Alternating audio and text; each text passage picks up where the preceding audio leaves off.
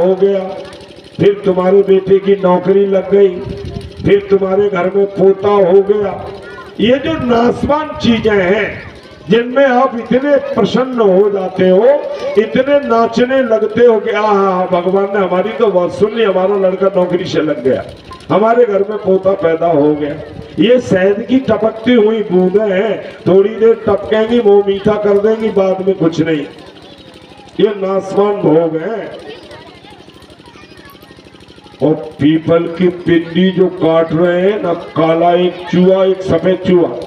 काला चूहा तो रात है और सफेद चूहा दिन है। दिन और रात तुम्हारी इस जीवन रूपी पीपल की डाली की आयु धीरे धीरे खत्म हो रही है। तुम्हें एक दिन मरना है, डाली को कटना है, डाली को गिरना है, तुमने नीचे जाना है। और जो 5 मुंह वाला सांप काल मुंह आए बैठा है, वो तुमको निगल जाएगा, बच नहीं सकते हो। इसलिए जितना संभव हो जाए अपने तन से, मन से, धन से गोविंद का भजन करना है, सदाचार करना है, जीवन में पवित्र आचार विचार रखना है। हाँ, अपने शरीर से किसी को कष्ट देने का प्रयास मत करना। भगवान वेद व्यास जी ने 18 पुराण लिखे और उन सब का निचोड़ एक श्लोक में लिख दिया। क्या? अष्टादश पुराणेषु व्यासस्य वचनद्वयम् और परोपकाराय पुण्याय पापाय परिपीडनम। क्या चाहते हो, पुण्य के पाप? महाराज जी हम तो पुण्य चाहते हैं, पाप नहीं चाहते हो। एक बगल में खड़ा था, उसने बोला था हाँ हम पाप चाहते हैं। तो बोले तुम्हें पाप चाहिए तो तुम दूसरे को कष्ट पहुंचाओ, तन से, मन से, वाणी से, कर्म से, तो तुम्हारे पाप बढ़ बढ़ के पोटली बन जाएगी और उसके नीचे दब के तुम रसातल में डूब जाओगे। तुम क्या चाहते हो? पुण्य चाहते हैं तो परोपकार करो, दूसरों का भला, तन से, मन से, धन से, वाणी से, विवेक से, ज्ञान से। ऐसा ज्ञान किसी को मत दो कि दोनों की तलवारें आपस में खिंच जाए और एक दूसरे लड़कट के असंख्य यादवों की तरह प्रभास क्षेत्र में सीताराम बोल जाए, वो नहीं करना। यदि किसी के शिक्षक भी हो, सलाहकार भी हो, तो ऐसी सलाह दो कि सब जगह शांति रहे, खुशहाली रहे, मंगल हो। आपने भवाटवी को वर्णन किया है और भवाटवी के वर्णन करने के बाद में महाराज आपने जो भरतवंशी बचे हुए राजा हैं, उन राजाओं के संदर्भ में गए राजा को उपाख्यान करो है। या के बाद में आपने जम्बूद्वीप की जो स्थिति है, जम्बूद्वीप इसके 9 खंड और फिर 9 खंडों में से भी इसके 7 खंड बने हैं जिनका वर्णन किया है, जिसमें हम रहते हैं। ये जम्बूद्वीप कहलाता है। इसका विस्तार 1 लाख योजन गोल है। इससे 9-9 हजार योजन विस्तृत 9 खंड है। ये खंड 8 मर्यादा पर्वतों से बटे हैं। इनके बीच में इलाब्रत खंड है जो हमारी अंगुली के सामने है। हिमालय में ये महाराज कैलाश पर्वत के बगल में इलाब्रत खंड है। इलाब्रत खंड के उधर चीन है, किम पुरुष नाम का देश है, उसके मध्य में पर्वतराज सुमेरु है। इनकी ऊंचाई 1 लाख योजन है, जिसमें 84 लाख योजन ऊपर तथा पृथ्वी के 16 योजन भीतर में है। इसके मूल की चौड़ाई 16,000 योजन और ऊपर के भाग की चौड़ाई 32,000 योजन है। 1 योजन 4 कोस का होता है। अब इस बात को आप समझ लो, गुणा करते चले जाओ, कोस से निकले आएंगी। इलाब्रत के उत्तर में इलाब्रत खंड जहाँ शंकर भगवान रहते हैं, कोई पुरुष जिसमें प्रवेश नहीं कर सकता है। इलाब्रत के उत्तर में नील, इलाब्रत का उत्तर वो कौन सा? चाइना और भारत के उधर। और नील, श्वेत, श्रृंगवान क्रम से रम्यक, हिरण्मय, किम पुरुष खंडों की 3 खंडों की सीमा बताते हैं। ये पूर्व और पश्चिम में फैले हुए, पूर्व से लेकर पश्चिम तक फैले हुए हैं। इनकी चौड़ाई 2000 योजन है। इलाहाबाद के दक्षिण में निषद, हेमकूट, हिमालय पर्वत क्रम से हरिवर्ष, किम पुरुष और भारतवर्ष की सीमा बताते हैं। पूर्व से पश्चिम तक 10-10 हजार योजन विस्तृत है। इलाहाबाद के पूर्व पश्चिम भाग में माल्यवान गंधमादन पर्वत, ये दो केतुमाल भद्रासु की सीमा बतावे। सुमेरु के चारों तरफ से पर्वतों से सुमेरु आवृत है। सुमेरु पर्वत हनुमत द्रोणागिरि को जाइयो, वहां से मूल सजीवन ले आइयो। मेरु मंदिर पर जामुन का वृक्ष, सुपार्श पर कदम्ब का वृक्ष और कुमुद पर बट का वृक्ष है, जो ध्वजासरी के प्रतीत हो गए। 11 योजन विस्तृत ये वृक्ष जो है ना, इनसे बड़ी भारी सुंदर शोभा दिखाई देवे। इन पर्वतन पे दूध, शहद, गन्ने का रस और शुद्ध जल के 4 सरोवर हैं। इन सरोवरों में जो स्नान करता है वो 8 सिद्धियों को प्राप्त कर लेता है। संत लोग छद्म वेश धारण करके तप करते करते उन सरोवरों में डुबकी लगाए आते हैं, तो फिर उनको 8 सिद्धि 9 नदियां मिल जाती हैं। यहाँ 4 बगीचे भी हैं, उनमें देव और देवताओं की स्त्रियां यक्ष किन्नर गंधर्व आकर के स्नान करते हैं, विहार करते हैं। वहाँ एक आम का पेड़ है, उसमें से बड़े बड़े फल बगर गुठली के लगते हैं, उसमें से रस निकलता है। वो मंदरांचल पर अरुणोदा नाम की नदी के रूप में बहने लगता है। उसको यदि पानी को पी लो तो महाराज अजर अमर हो जाओ, लंबी उम्र हो जाए, ताकत बढ़ जाए, पहलवान बन जाओ। मेरू मंदिर पर जम्मू से गिरे फलों से रस से बनी हुई चंबू नदी बहती है। मेरू मंदिर पर ये कहाँ है? हिंदुस्तान और पाकिस्तान का जो हिमालय है ये सामने, इसके उस भाग में मेरू मंदिर है। और मेरू मंदिर में ऊपर जो है जामुन का पेड़ है, उसमें बड़े बड़े मोटे मोटे ऐसे भारे भारे जामुन लगते हैं कि एक जामुन खा लोगे तो तुम रोटी का मन नहीं करोगे। सुमेरु के बीच शिखर पर ब्रह्मा की पुरी है और चारों ओर इसके 8 पुरियां हैं। अब कौन कौन सी पुरी हैं? पूरब में इंद्र की अमरावती, अग्नि कोण में है अग्नि देवता की तेजोवती, दक्षिण में यम की संयमनी और नैऋत्य में कृष्णांगना नाम की नगरी है। ये वरुण की श्रद्धावती नाम की पश्चिम में नगरी है, वायु की गंधवती नाम की नगरी है, कुबेर की महोदया नाम की नगरी है और ईशान कोण में देवताओं की यशोवती नाम की ये पुरियां हैं। ये परम पवित्र हैं और बड़ी भारी शोभा को प्राप्त करती हैं। जम्बूद्वीप के सब खंड बताए हैं, सुमेरु की स्तुति उसका परिणाम बताया है, भारतवर्ष में गंगा जी को अवतरण बताया है, इलाहाबाद खंड की महिमा को वर्णन किया है, जहाँ में भगवान शिव अकेले विराजमान रहे पार्वती जी के साथ।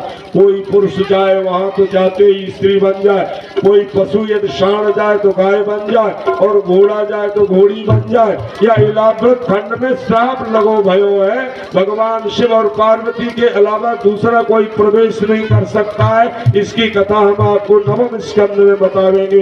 इस समय जो है महाराज भारतवर्ष में बहुत सारी मंगल चीजें हैं। देखो अलकनंदा नाम की नदी है जिसे हम गंगा कहते हैं, उसके कई नाम हैं, सीता, अलकनंदा, चक्षुर्भद्रा।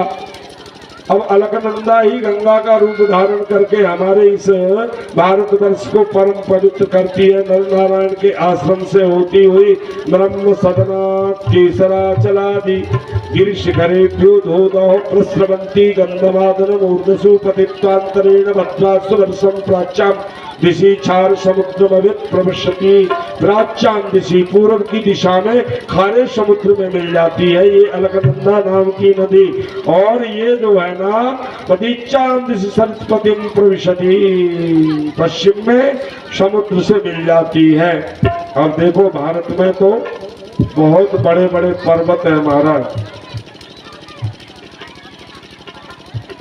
और इस गंगा जी में जो स्नान करे डुबकी लगाए, यश्याम स्नानार्थम चागच्छत पुंसः पदे पदे अश्वमेध राजसूयादीनाम फलम न दुर्लभमिति। गंगा जी का स्नान करोगे तो यज्ञ का फल प्राप्त होता है, और यदि सोमवती अमावस्या को गंगा स्नान करोगे जाके या पर्व पे करोगे तो अश्वमेध यज्ञों का फल प्राप्त होता है। एक सेठ जी थे, सेठ जी अपने पुरोहित जी को लेके गंगा स्नान करने के लिए सोमवती अमावस्या को सजे। संग में बालक ने भी कहा हम भी चलेंगे। शेठानी जी, सेठ जी, बालक और पुरेत जी गंगा स्नान करने जाओ, बगैर पुरेत के जाओ, बगैर भांजे के जाओ तो फल तो मिलता है लेकिन थोड़ा न्यून हो जाता है। इसलिए गंगा स्नान करने जाओ, सोमवती अमावस्या पे जाते हो, पितरी अमावस्या पे जाते हो तो पितरों को शांति मिलती है। भांजे को साथ ले जाओ, पुरेत जी को साथ ले जाओ, तो पुरेत जी को साथ लेके ये सेठ जी जो है ना गंगा स्नान करने के लिए चले गए। रास्ते में रात हो गई, पीपल का पेड़ था उसके नीचे सो गए। पुरेत जी को क्या था, रात को 2-2:30 बजे उनको शौच जाने की आदत थी। सो महाराज लोटा उठाया, शौच के लिए गए। सो भूत भूतनियां वहां पे बढ़िया ढोलक बजा रही, नाच रही, गा रही, कीर्तन कर रही, मंगल गान बधाई गा रही। वो क्या बन्नी गवती है कि बन्ना गवते हैं? जोर से बोलो सभी मात्र। शादी से पहले क्या गवता, बन्नी के बन्ना? सो उधर बन्नी गव रही भूतों के समान, और दावत भी चल रही है एक तरफ। पुरेत जी पकड़ लिए, इधर आ जाओ। क्या बात है? बोले भोजन कर लो। अरे क्या जलसा है भाई, हम तो सोच जा रहे हैं। बोले सोच बाद में जाना, पहले बैठो भोजन करो। उत्सव तो बता दो क्या? बोले कल हमारी लड़की की शादी है। बोले बारात कहाँ से आएगी? बोले बारात एक सेठ जी पुरेत जी को लेके गंगा स्नान करने अपने बेटे को आए हैं, वो बेटा कल मर के भूत बन जाएगा। अरे वही दूल्हा बन के आएगा? बोले हाँ। चलो चलो पुरेत जी, पंगत की लास्ट है, उठने वाली है, फिर भोजन भंडारा बंद हो जाएगा, फिर हम नाच गान करेंगे। पुरेत जी बैठ गए। तो चल पसारा भैया, आधी रात है, भोजन तो हम नहीं करते, ब्राह्मण आदमी है, रात को 10 बजे से पहले भोजन मिल जाए तो ठीक है, नहीं फिर तो हम पानी पी के सो जाते हैं।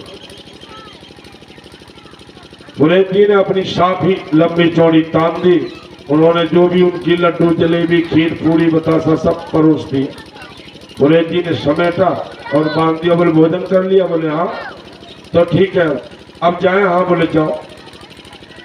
पुरेत जी वहां से गए, काय के बाप का सोच, लोटा वहीं खाली किया, भाग लिए। वहां से देखा, भूतों को डर गए, घबरा गए, कहीं ऐसा न हो कि हमको भी भूत बना दे। सुबह जैसे ही जगह 4 बजे सेठ जी के साथ उनके बेटे और सेठानी को लेके पुरेत जी गंगा में गए। वहां गंगा जी की रेती दिखाई दी, ऊपर से रेती में चले एक सांड हा हा हा हा करते हुए जोर से आ रहा था। गंगा जी की रेती में अपने सींगों को गड़ाता हुआ आया और सब जगह पड़काता हुआ, एकदम ऐसे लग रहा था जैसे सबको खा जाएगा, मार डालेगा। और तो सब भाग खड़े हुए। सेठानी बुढ़ी थी, सेठ जी भी बेचारे बूढ़े थे, और पुरेत जी ने सोचा अब जो कुछ होगा तो देखेगा, बनिया का धन पता नहीं कैसा है, आज तो हमारे भी प्राण निकलेंगे। सांड आया और सेठ जी के लड़के के पेट में अपने दोनों सींग उसेड़ दिए और उठा के 2 बार हिलाया और फेंक दिए। प्राण पखेरु निकल गए। धोखे से सांड के सींगों में गंगा जी की रेती की रज चली गई। सो वो मौत होकर के भूत तो नहीं बना, लेकिन हाँ देवलोक में जरूर चला गया। काय का गंगा स्नान खाएगी सोमवती अमावस्या। सेठ जी रोते, सेठानी रोते, और पुरेत जी को लेके वापस आए। उसी पीपल के नीचे रात को आके विश्राम किया। पुरेत जी की वही आदत, 2:30 बजे लोटा उठाया, गए सो उस पेड़ से आगे निकले, थोड़ा सा जंगल सा पड़ा, उसमें पहुंचे। सो वहां बड़ी जोर जोर से रोदन पड़ा, रो रहे सब, स्त्रियां, पुरुष, भूतियां, भूतनियां, भूत सारे रो रहे, बिलख रहे। कोई कह रहा हमारी रसोई का नुकसान हो गया, कोई कह रहा हमारा चौपट हो गया, कोई कह रहा हमारी बेटी भूतनी तो बेचारी अब उसकी शादी नहीं होगी। हम भूतों में ऐसी परंपरा है कि एक बार भूत ने अपनी बेटी भूतनी का रिश्ता कर दिया जिस भूत के साथ, और वो भूत बीच में मर गया तो दूसरे भूत के साथ रिश्ता नहीं होता। जो रो रहे बेचारे, हमारी जो है ना बेटी जो है ना, वो तो पटास पे बैठने से पहले ही राजा रामचंद्र की भूल गई। ये तो भूतनी जो है ये बेचारी जिंदगी भर ऐसे ही रहेगी। पुरेत जी ने देखा ये हो क्या रहा, नजदीक गए, धीरे धीरे डरते डरते बोले भाई कल तो तुम गा रहे थे, हंस रहे थे, नाच रहे थे, झूम रहे थे, आज क्या हो रहा है, आज कैसे रो रहे हैं? क्या बताएं महाराज जी, अब आपको नहीं बता दो। अरे बोले वो सेठ जी का लड़का था, उसको मरना था और मरने के बाद भूत बनना था गंगा जी के। रेती जो है ना उसके पेट में चली गई, तो गंगा जी के रेती के प्रभाव से वो वैकुंठ में चला गया। किम पुनः श्रद्धया देवी, श्रद्धा पूर्वक जो गंगा में गोता लगाते हैं, बताओ उनको वैकुंठ मिलेगा कि नहीं मिलेगा? जब रेती का इतना बड़ा प्रभाव है तो गंगा जी का कितना बड़ा प्रभाव होगा। गंगा तो भगवान के चरणों का साक्षात चरणोदक है, ब्रह्मा जी के कमंडल का मंगल है, भगवान श्री विष्णु के चरणों का चरणोदक है। उसको पान करने के बाद कौन ऐसा अभागा होगा जो वैकुंठ नहीं जाएगा? अवश्य जाएगा। गंगा को तुम्हारे वंश के पूर्वज, सूर्य वंश के पूर्वज भगीरथ लेके आए महाराज, देखो छतरी लेके आए तपस्या करने के बाद। उस गंगा की महिमा तो आपके हाथों में है। तुम अपने बुजुर्गों की अस्थियां भी गंगा में विसर्जित करने जाते हो, ये महसूस करते हो कि हमारे बुजुर्गों की भस्मी अस्थि गंगा में चली जाएगी तो हमारे बुजुर्गों का मोक्ष हो जाएगा। ये आपकी धारणा सत्य है, सदियों से ये परंपरा चली आ रही। बोलो गंगा महारानी की जय। भारतवर्ष में अलकनंदा नाम की यह गंगा 3 धाराओं में बटी हुई है। एक धारा स्वर्ग में, एक पाताल में, एक हमारे यहाँ। इसे भगीरथ लेके आए। इस चरित्र के बारे में हम आपको बाद में बताएंगे। भद्रास आदि 6 खंडों के उपास्य और उपासकों के देवताओं का वर्णन किया है। ये 7 जो दीप बने हैं, 9 खंड बने, 9 खंडों के बारे में हम आपको संक्षेप में बताएंगे। बताने से पहले एक भजन सुन लो, बढ़िया से सुना दो जरा। समय अनुकूल ऐसा कि जो हमारी माता बहनें सब खुश हो जाए। ये आपस में जोर जोर से बातें कर रही हैं। हमारी बेटियां तो बहुत खिलखिला के बातें कर रही हैं, लगता है कि इनको कथा अच्छी नहीं लग रही है ना। अरे मेरे वृंदावन बिहारी जरा एक ठुमका वाला जरा बोल देना तो क्षमा क्षम बन जाए, सब शांत हो जाए। राधे राधे। वृंदावन बिहारी लाल की। हमें तो जोगनिया बनाए गयो रे,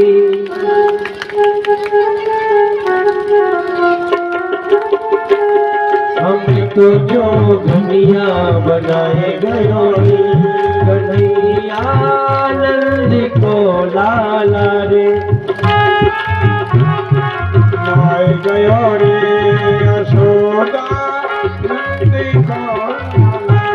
हमें तो जोगनिया बनाए गयो रे, हमें तो जोगनिया बनाए। यशोदा नंदी को लाला रे, हमें तो जोगनिया बनाए। हमें तो जोगनिया बनाए गयो रे।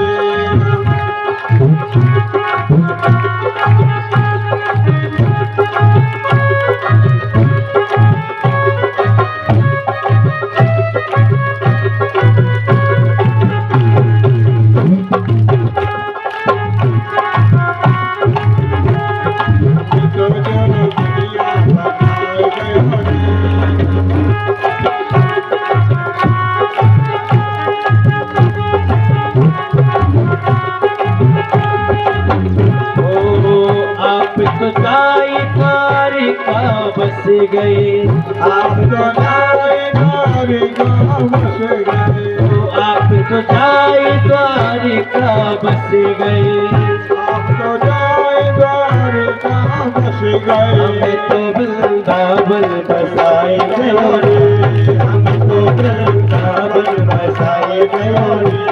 यशोदा नंदी को चलिया रे, हमें तो जो दुनिया बनाए गयो रे।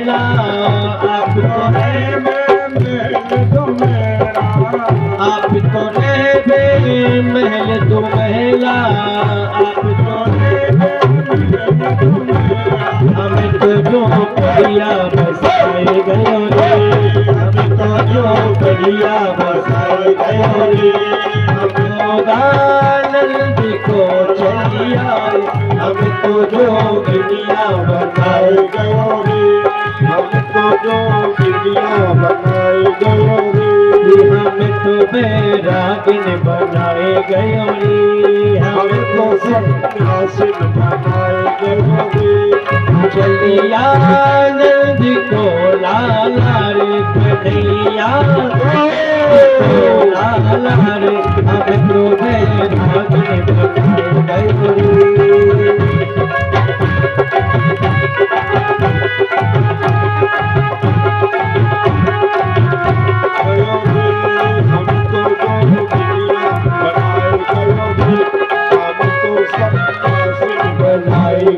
रे चलिया नंदी को लाला रे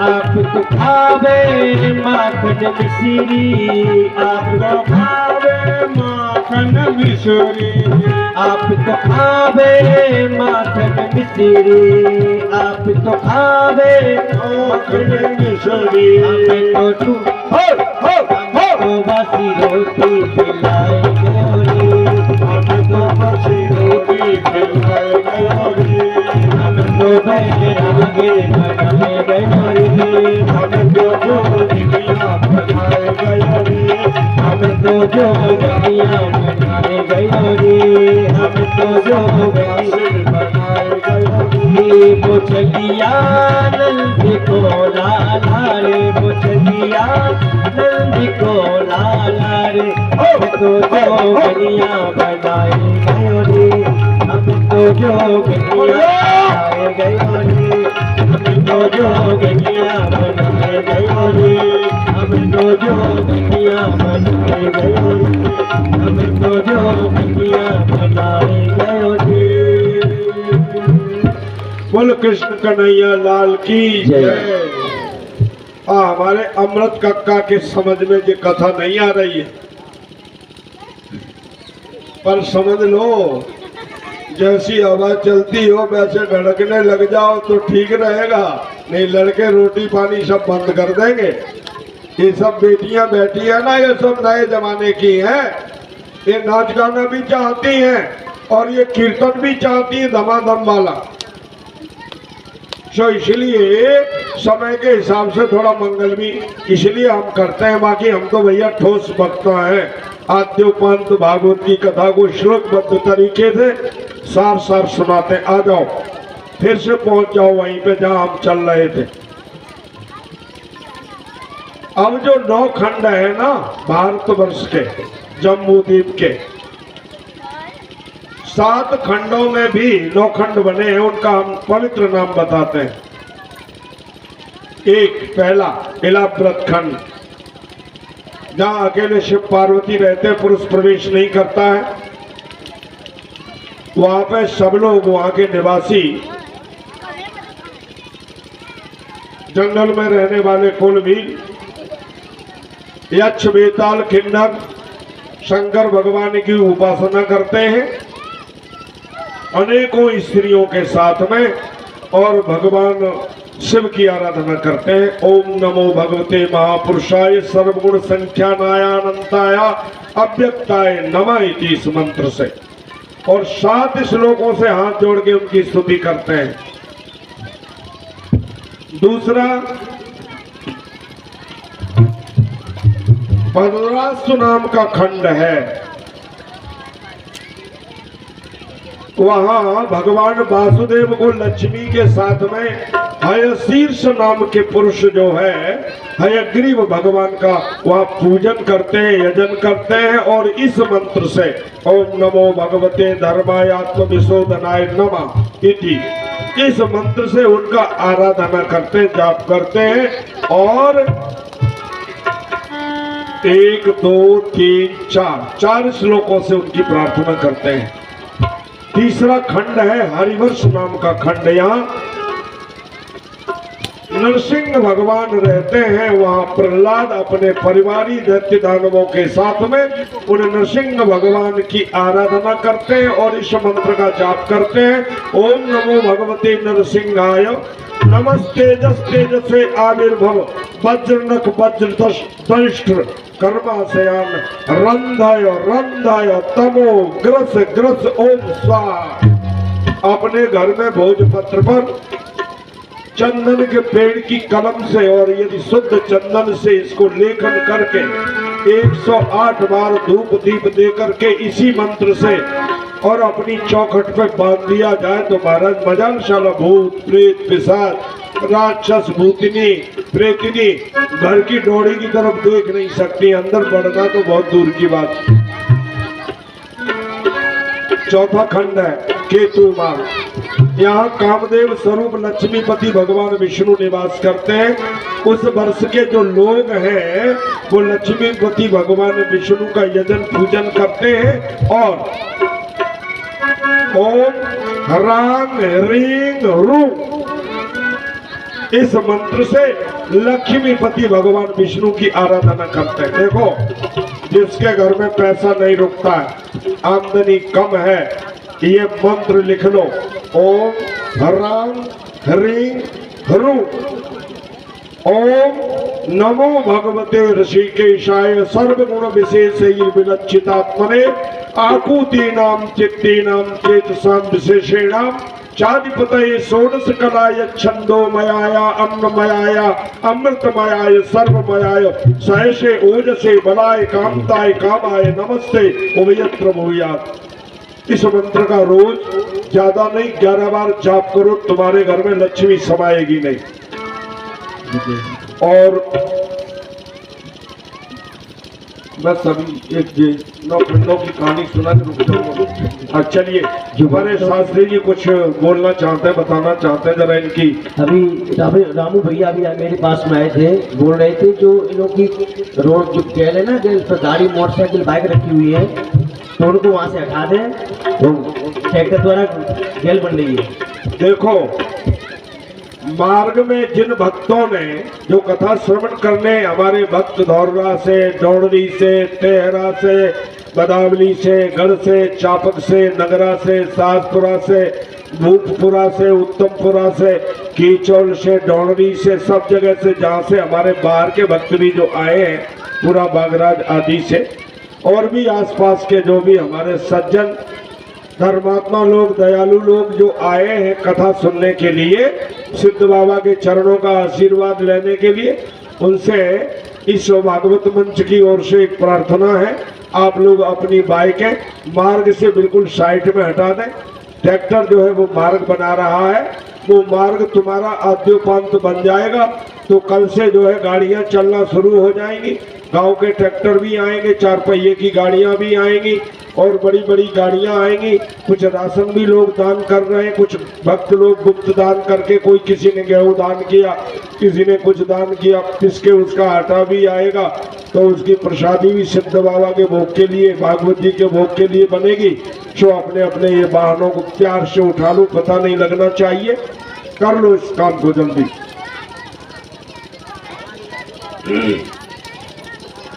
पांचवा रम्यक नाम का वो है खंड, और इस रम्यक नाम के खंड में भगवान मत्स्यावतार निवास करते हैं। मनु जी महाराज वहां अपनी प्रजा के साथ इनकी पूजा करते हैं। ओम नमो भगवते इस मंत्र का जाप करते हैं, 3 श्लोकों से उनकी प्रार्थना करते हैं। छठवां भाग है 9 खंडों का हिरण्यमय नाम का भाग। छठवां खंड है हिरण्यमय खंड। उसमें कच्छप भगवान विराजते हैं और वहां पे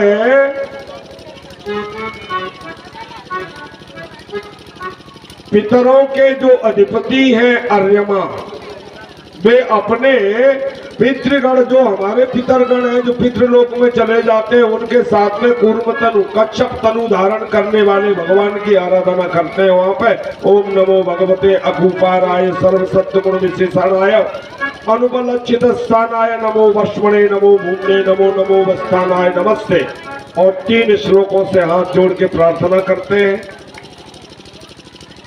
7वां खंड है उत्तरखंड। यज्ञ पुरुष भगवान 12 रूप में वहां विराजमान रहते हैं। पृथ्वी माता जो है वह अपने परिकर के साथ ओम नमो भगवते मंत्र तत्वलिंगाय यज्ञ कर्तव्य महाध्वराय वयवाय महापुरुषाय नमो कर्म शुक्लाय त्रियुगाय नमस्ते इस मंत्र से उनकी पूजा करते हैं। 4 श्लोकों से उनकी प्रार्थना करते हैं। 8वां किम पुरुष है जहाँ लक्ष्मण के बड़े भाई राम जी सीताभिरामम रामम तच्चरण सन्निकर्षाभिरतम परम भागवतो हनुमान सह किम पुरुषै अविरत भक्ति उपासते। हनुमान जी महाराज श्री सीताराम की उपासना करते हैं वहां की प्रजा के साथ में किम पुरुष लोक में और भगवान की कथा का श्रवण करते हैं। देखो हनुमान जी वहीं रहते हैं जहाँ भगवान की कथा होती है, वहाँ साक्षात हनुमान जी आके विराजमान हो जाते हैं।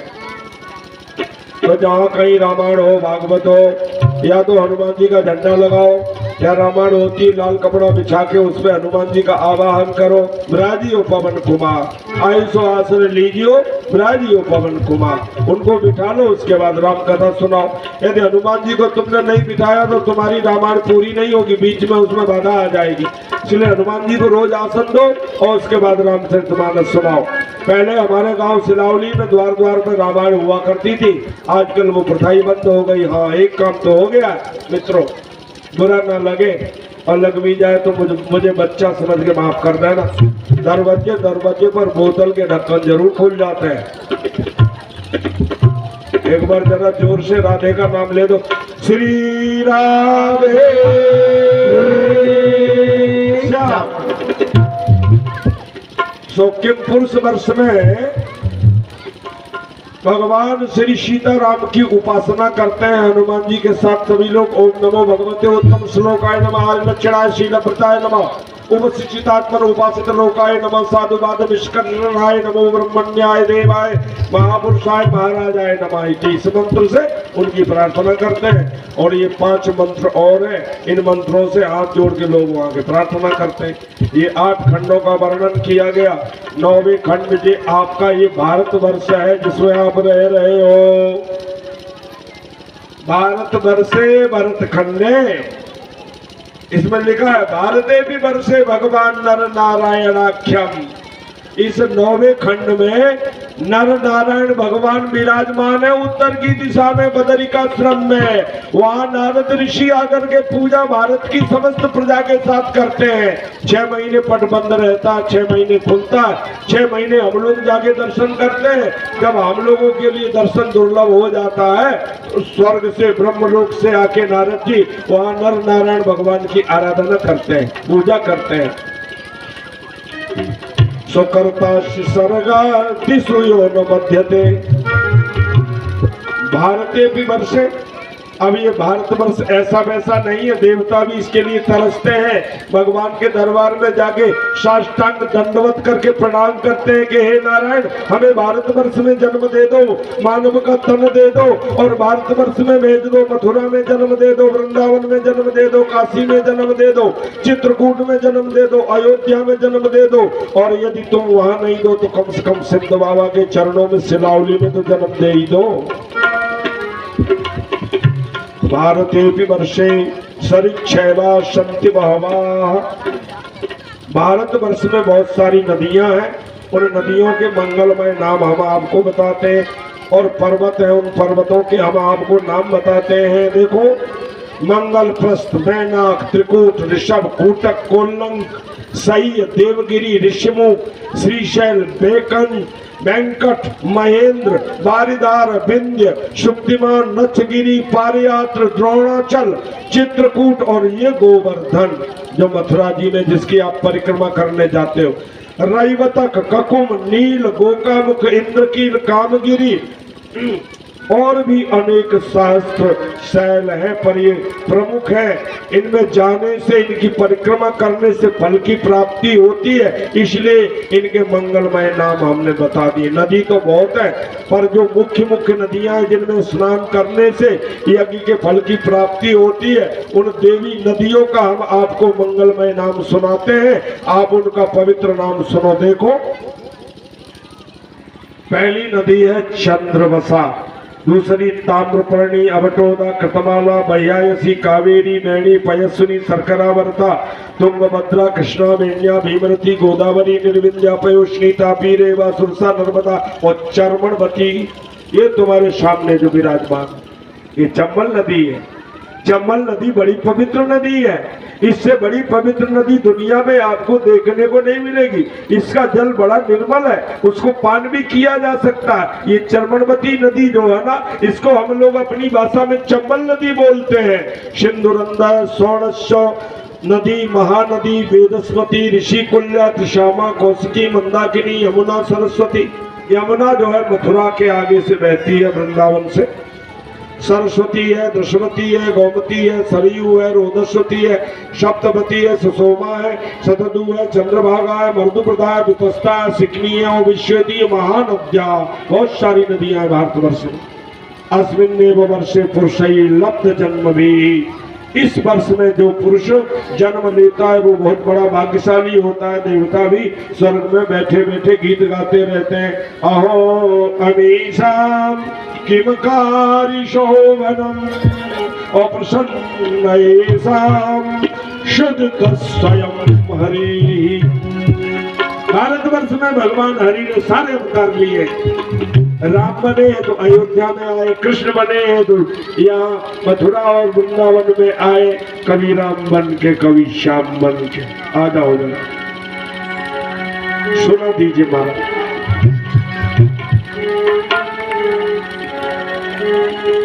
वो कभी राम बन के, कभी श्याम बन के चले आना, प्रभु जी चले आना। राम बन के, कभी श्याम बन के चले आना, प्रभु जी चले आना। ओहो कभी राम बन के, कभी श्याम बन के चले आना, प्रभु जी चले आना। कभी राम बन के, कभी श्याम बन के चले आना, प्रभु जी चले आना।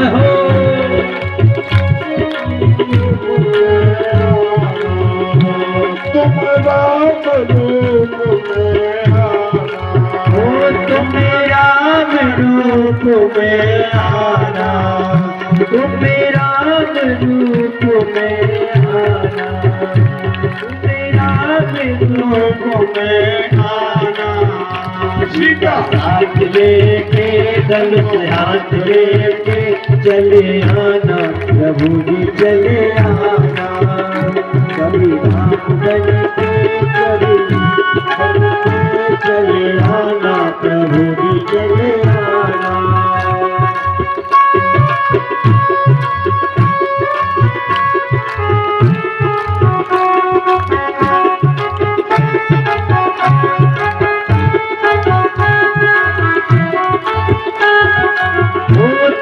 विष्णु रूप में आना, तुम विष्णु रूप में आना, तुम विष्णु रूप में आना, तुम विष्णु रूप में आना।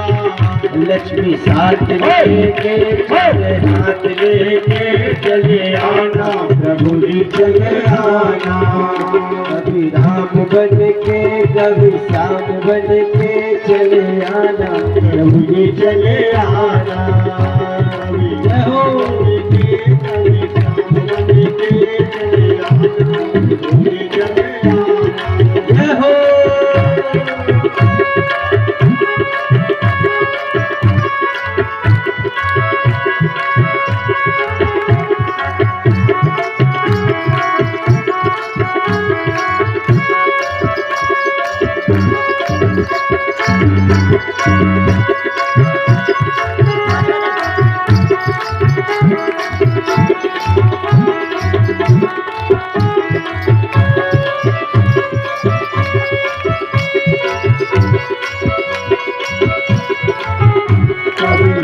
कभी शाम बन के चले आना प्रभु जी चले आना तुम शंकर रूप में आना तुम शंकर रूप में आना तुम शंकर रूप में आना पार्वती संग लेके पार्वती संग लेके डमरू हाथ लेके चले आना प्रभु जी चले आना कभी हम बन के कभी हम बन के चले आना प्रभु जी चले आना राम बन के कभी श्याम बन के चले आना प्रभु जी चले आना कभी राम बन के कभी श्याम बन के चले आना प्रभु जी चले आना।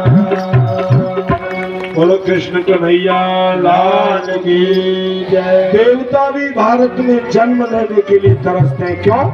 राम यहाँ आए भारत में, कृष्ण भारत में आए, जितने भी अवतार हुए वे भारतवर्ष में हुए। भारतवर्ष पुण्यतम देश है, इसमें जो जन्म लेता है वो सबसे बड़ा